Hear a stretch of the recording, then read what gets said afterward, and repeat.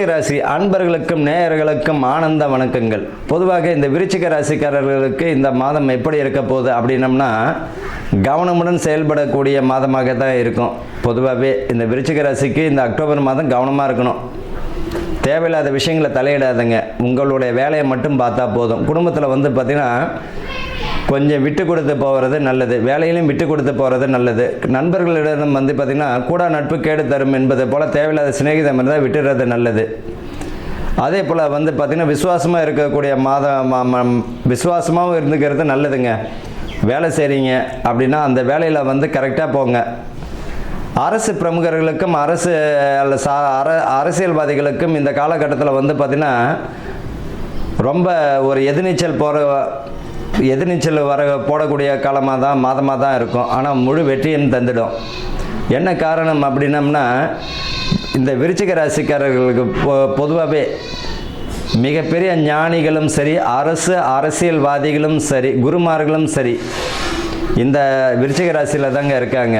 விஷாகம் ஓம் என்ற பிரணவ மந்திரம் உருவானதே விஷாகம் நட்சத்திரம் தானே. அனுஷத்தில் ஒரு அனுகிரகம். காஞ்சி மகாபெரிவா பிறந்ததும் சரி இந்த அனுஷந்தான். அப்போ இந்த கேட்டை நட்சத்திரம் புதன் ஒரு குருமார் தான். அப்போ இந்த ராசியில் பார்த்திங்கன்னா, இந்த விருச்சிக ராசியில் பார்த்திங்கன்னா ஒரு நல்ல ஒரு மதிப்பு மரியாதையும் கூடிடும். அப்போனா என்ன செய்யணும் அப்படின்னா, இந்த சில ஆசிரியர்களும் சரி, போதகர்களும் சரி, குருமார்களும் சரி கவனமாக இருக்கணும். உங்கள் வேலையை நீங்கள் பாருங்கள். தேவையில்லாத விஷயங்களை தலையிட்டுனா வெளிச்சம் போட்டு காமிச்சிருவார்.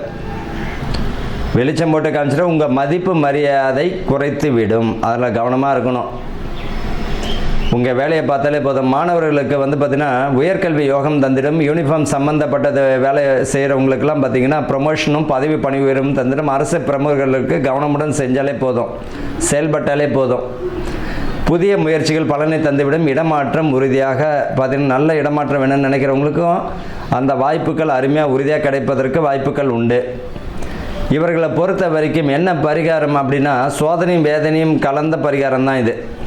அப்போ என்ன செய்யணும் அப்படின்னா, கவனமுடன் செயல்பட்டாலே போதும். இவர்களை பொறுத்த வரைக்கும் வில்வ மரம் எங்கேயாவது பார்த்திங்கன்னா, அந்த கார்டனில் பார்த்திங்கன்னா வில்வங்கன்று ஒன்று வாங்கி பார்த்திங்கன்னா யாருக்கும் பாதிப்பு இல்லாத கோயில்களோ ஆறோ எங்கேயாவது நடும்பொழுதும் சரி, வேப்ப மரத்தையும் நடும்பொழுது இவர்களுக்குள்ளேயே இந்த சனி கர்ம தோஷம் இருந்தாலும் விலகிவிடும்.